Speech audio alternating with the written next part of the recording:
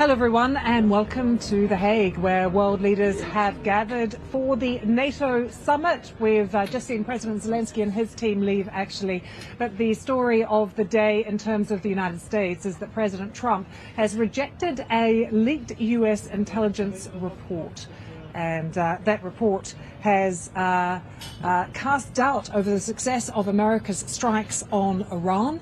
Speaking alongside the Secretary General Mark Rutte, we heard from Donald Trump, who told reporters that Tehran's nuclear program had been put back decades. He described the scenes at the sites as virtual obliteration. Have a listen. We hear it was obliteration. It was a virtual obliteration. When you take a look at the ground above, don't forget the flame is all underground. But everything above, if you look at the before and the after picture, everything above is burned black, the trees, everything. There's one building, but that's a building that sunk substantially into the granite, so that, you know, the fire goes right over it. I believe it was total obliteration. I believe they didn't have a chance to get anything out because we acted fast. If it would have taken 2 weeks maybe, but it's very hard to remove that kind of material. Very hard and very dangerous for them to remove it. Well, we have been hearing in the last hour from Rafael Grossi. He's the head of the UN's nuclear watchdog, the IAEA. And what he said is that his team was in contact with the Iranian regime to arrange a further inspection of nuclear sites as soon as possible. I had received a letter from the Iranian foreign minister saying that they had taken protective measures already. They did not get into details into what that meant, but clearly that was the implicit meaning of that. So we can imagine that this material is there. So for that to confirm, for the whole situation to evaluate, we need to return. Of course, we have to recognize that there was a war, there was military action until yesterday, so there is, of course, common sense and dignity that we need to respect. But at the same time, we have said we need to return. The summit was officially opened by the Secretary General Mark Rutte, who said that world leaders would need to make what he called historic and transformational decisions in order to make the alliance more strong, fairer, and he also said more lethal. Have a listen. We meet at a dangerous moment for our 1 billion citizens. Russia's war against Ukraine rages on. An assertive grouping of adversaries seeks to divide and challenge us. There's war in the Middle East, terrorism poses a persistent threat, and new technologies bring opportunities but also many serious security challenges. In the face of this, we stand together, united in NATO, the most powerful defensive alliance in world history. History has shown that North America and Europe working together is a winning combination. Our adversaries know this. Our enduring commitment to Article 5, that an attack on one is an attack on all, sends a powerful message. In this meeting, we will take historic, transformational decisions to make our people safer through a stronger, fairer and more lethal NATO.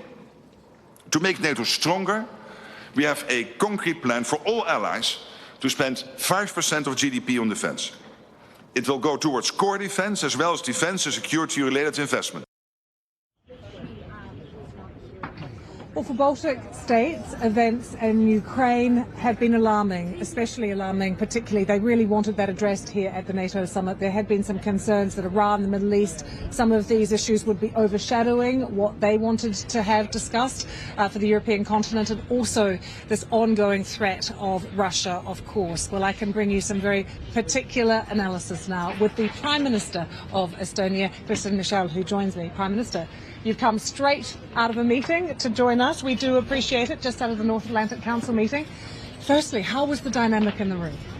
I would say it was excellent, and I'm not even exaggerating, because the feeling was that this is an alliance that works together, knows its enemies, and everybody is willing to contribute more. Europe will contribute more, and not just to like everybody or just to please somebody, but for their own defense. So it's quite clear, and the dynamics in the room is quite good. So there were no divisions over that, over the commitment to 5%? To be honest, no, because everybody knows that Spain has different position, but the speaking order is still not up to Spain. I will go back and then we'll see. Was that a relief for you, for the Baltic states as well? Because your defence spending is good because you've got Russia right on your doorstep, but convincing others has always been a little bit more challenging. Yeah, it is. It usually said that it's the distance between you and the enemy that makes you spend more, but we are very close to Russia. But everybody in this room in NATO understands that Russia is an acute threat. Russia is working also with Iran, with North Korea, also with China and so on. So I would say that for us, all the partners saying that they are committed to increasing defense expenditure, because Estonia is also setting the way that next year, starting already next year, we will have our defense expenditure 5.4% of our GDP. So that is not easy thing to do. That is absolutely not easy thing to do, but it's a necessity if you want to keep yourself free.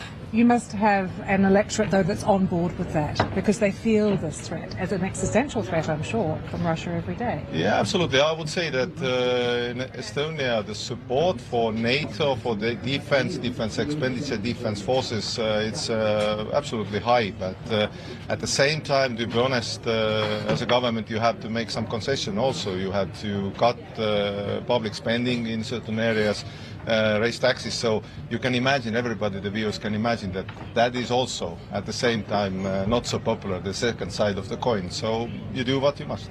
What else was discussed just now in that room, and how much was Ukraine on the agenda? Because President Zelensky and his team are here very worried that their concerns would be overshadowed because of what's happening in the Middle East. Ukraine is absolutely on the agenda. Everybody is talking about the Ukraine.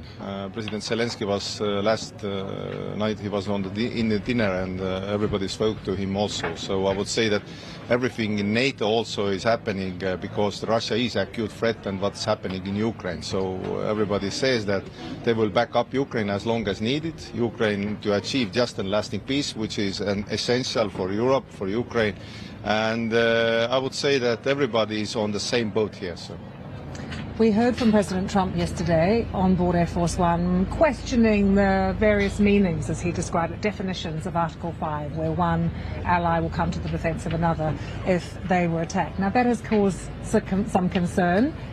Did it worry you? Did you think, is the US really committed here, or did you think he was just trying to create some uncertainty just before arrival, keep people on their toes? I don't know, but it was probably not his intention. But we have also American troops in Estonia, troops from UK, from France in Estonia, so they are also guaranteeing our freedom, and on the eastern flank that the freedom stays as it is. But also in the room, Donald Trump said that he's committed to Article 5, he's committed in NATO, and he said that as long as he's the president, they are committed to Article 5.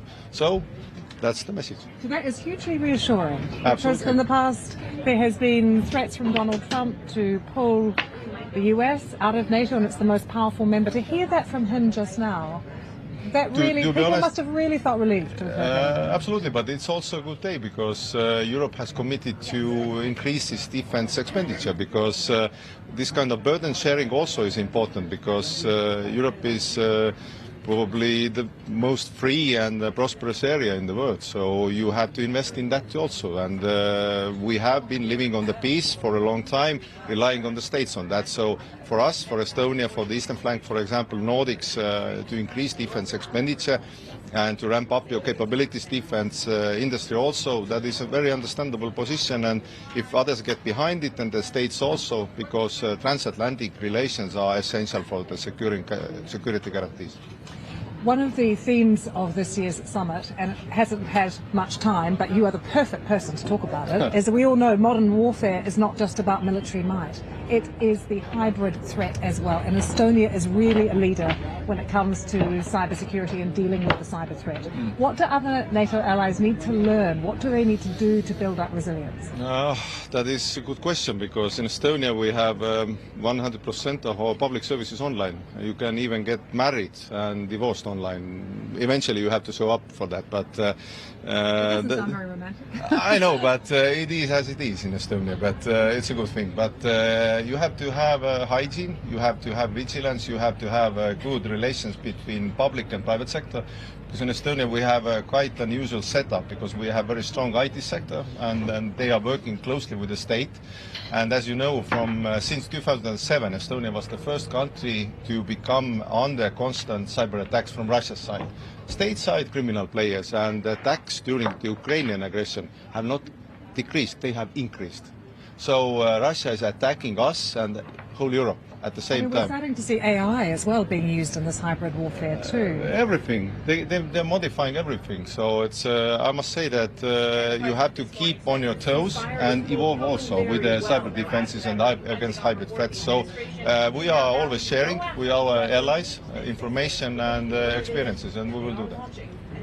Prime Minister, it has been an absolute honour to have you with us on the programme. Thank you so much for joining us and for leaping out of the meeting to join us here. Thank you so much. Thank you.